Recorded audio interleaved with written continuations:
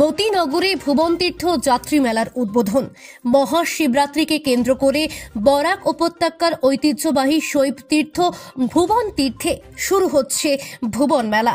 এদিকে ভুবন পাহাড়ে অবস্থিত ভুবন বাবার মন্দিরে ভুবন মেলাকে কেন্দ্র করে বুধবার মতিনগরে ভুবন তীর্থ যাত্রী মেলার উদ্বোধন করা হয়েছে।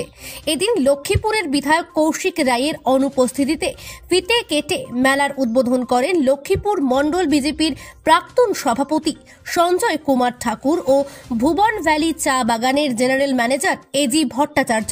পরে এই উপলক্ষে মতিনগর বাজারে এক সভা অনুষ্ঠিত হয়। এতে বক্তব্য রাখেন মেলা কমিটির সম্পাদক জগৎ প্রসাদ গোয়ালা, সঞ্জয় ঠাকুর, লক্ষ্মীপুর থানার ওসি কমল সিং।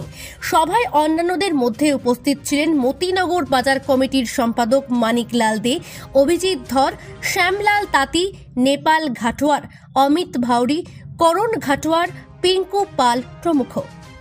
ব্যুরো রিপোর্ট, নিউজ অবিকল। মতিনগর বাজার হয়ে যে রাস্তাটা, এই রাস্তাটাও যাতে মোটরেবল রোড বানানো যায়, তো এই কথাটাও আমি ওনাকে জানিয়ে দেব। কারণ একটা রোড বানাতে হলে অনেক দিন লাগে, আর সব প্লেন জায়গাতে অনেক সময় লাগে। আর যে তার যে সিস্টেম আছে, কি প্রথমে প্রপোজাল বানাতে হবে, টেকনিক্যাল সাইড থেকে ওটা অ্যাকসেপ্ট হবে, তারপরে ফাইন্যান্সিয়াল অ্যাকসেপ্ট হবে, তারপরে টেন্ডার হয়, তারপরে ওয়ার্ক অর্ডার হয়।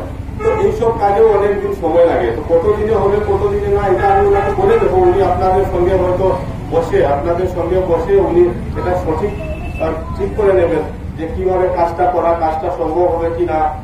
এগুলো আপনার পরবর্তীতে এটা উনি আলাপ করবেন। আমি ওনাকে বলে দেবো যে আজকে সভার মাধ্যমে এই আবেদন রাখা হয়েছে যে মাননীয় বিধায়ক এই রাস্তাটা মোটরেবল রোড রূপান্তরিত করলে এই এলাকার জনগণের লাভ হবে।